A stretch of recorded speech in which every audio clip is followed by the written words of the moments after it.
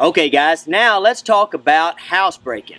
Now listen, housebreaking is actually a pretty simple thing to do as long as you're patient and you're persistent and you're consistent. But what I think of when I think of housebreaking a puppy is that I need to do 3 basic things.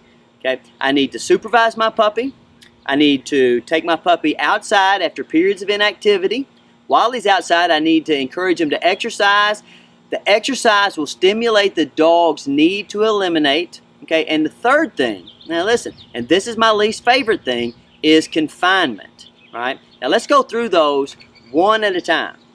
First, when I talk about supervising a puppy, you know, I don't mean for you to follow your puppy around all the time.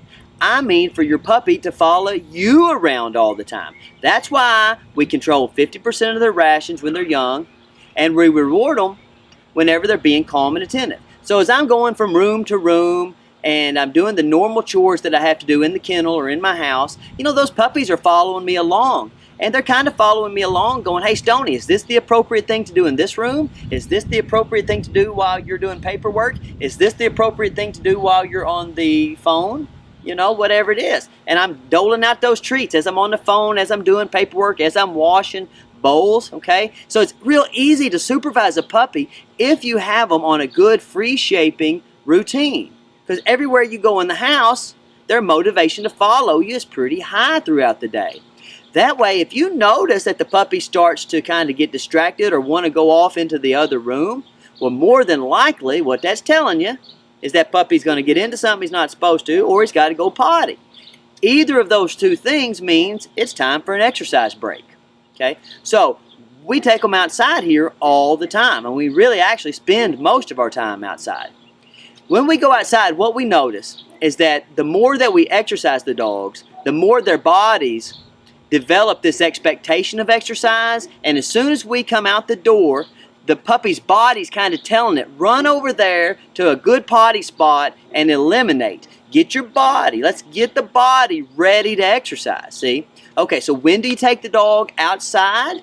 You take them outside when they're starting to look like they're getting distracted, when they start to look like their energy's building up a little bit too much, or after periods of inactivity.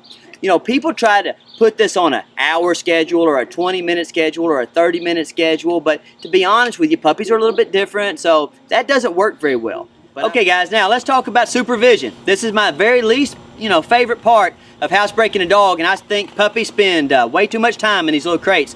So I want you to be vigilant. Exercise that dog, keep them with you a lot, supervise them, and don't use this crate any more than you absolutely have to. And by all means, do not put these dogs in this crate if you haven't exercised them first. That's not fair to be locking them in these little plastic prisons and not exercising them. That creates a lot of problems. Okay, so here's my buddy Sniper, he's back.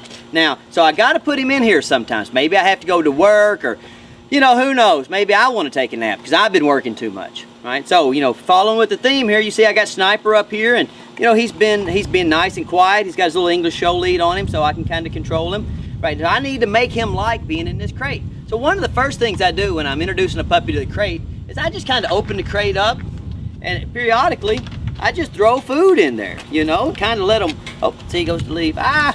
Made a mistake there. Here, there it is, Sniper. I accidentally threw some food off the other side of the table there. If you make a mistake like that, listen guys, just keep on going. So look, you see how Sniper is looking at this cage, and he goes, I don't know, I want to go in there. And I say, oh, okay, buddy, it's not that bad.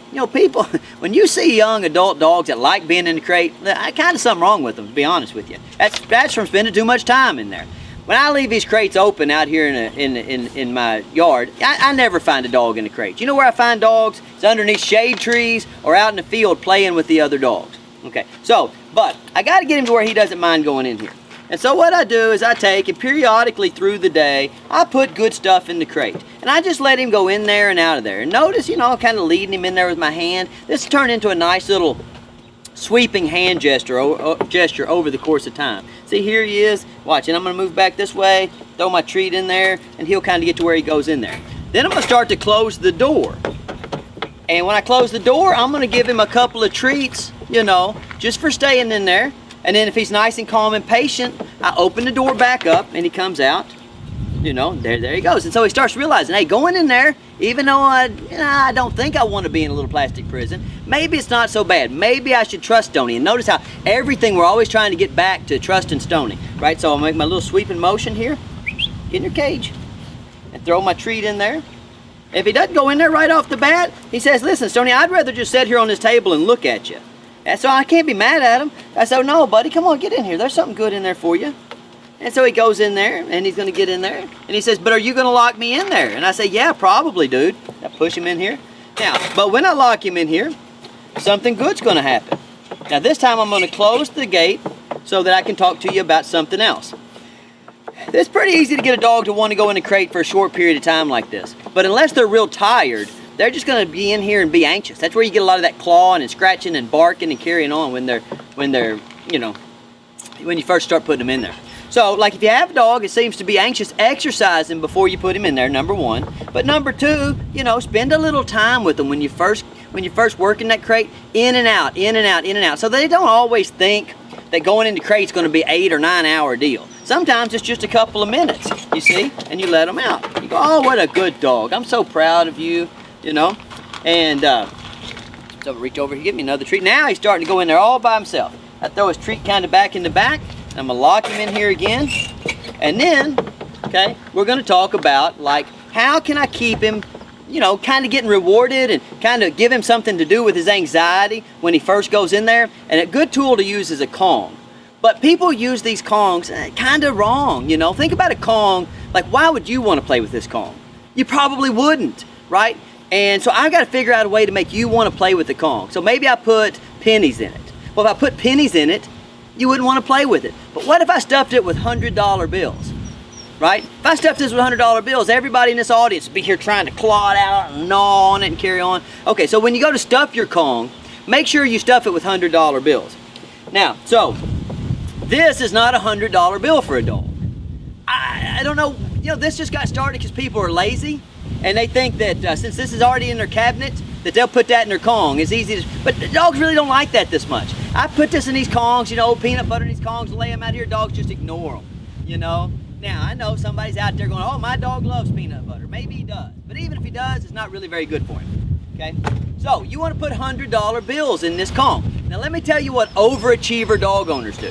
What overachiever dog owners do, okay, is they take and they get some beef liver or chicken liver or something, and they bake it and they make a pate, however you say that, and they stuff it at night, and then they freeze it. And in the mornings, they give their dogs frozen meat sickles. Now, I got a girl that works for me that does that. She's way better dog owner than me. I'm not that good a dog owner. So what I'll do generally is I'll buy, just some canned dog food, get a lid for it so it doesn't stink up your refrigerator. And every day I'll get some canned dog food out of there, maybe put it on a little piece of bread or something, but usually I just take my fingers and I've stuffed the inside of this Kong. There's a lip, I stuff it, and then I put it in the Kong with them. Sometimes I'll just take some meat and I'll put it in the Kong with them, right? But meat of some type, right, is what you want to put in this Kong if you really want to be successful.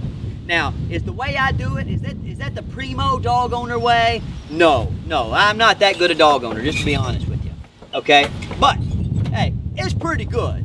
So, yeah, some people out there giving them pennies. Some people, like my assistants out there, giving them $100 bills. I'm kind of coming in there with some 50s, maybe a couple of singles, maybe a sawbuck or two every once in a while. And what it does is it keeps the dog looking forward to going in the crate. Now, what I'll do a lot of times is I'll take this Kong and about 10, I'm going to get up in the morning, I'm going to exercise my dog. Then when I come back in to finish up getting ready to go to work or whatever you might be doing, taking you stuff your Kong, then you put your Kong in the crate. Nope, get back, Sniper.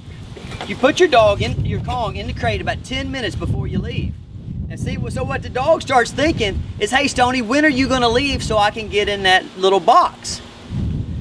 And you kind of flip the script on him, so he's asking to get into the box. He's tired, he wants to rest, and that's where his good, yummy Kong is, full of $100 bills if you're an honest, good, hard-working dog owner. If you're a medium dog owner like me, full of 50 and a few singles, whatever you got in your pocket, right? Okay, so that's what we're after.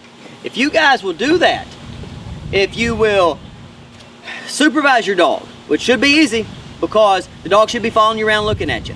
If you'll build patience, like we were working on building patience the other day while you're in the house, then if you'll take that dog outside after periods of inactivity and exercise it until when you walk back in the door, the dog wants to lay over and go to sleep. That's how you know you've got enough exercise, okay? Then putting them in this little box ain't so bad for them. And you're not gonna have not one single problem of housebreaking a puppy. I've never seen anybody properly supervise, properly exercise, and properly confine a puppy that had any trouble at all housebreaking, right? So if you're having trouble, just back it up and see which of those areas or which combination of those areas are keeping you from having a hygienic dog. All right, see y'all tomorrow.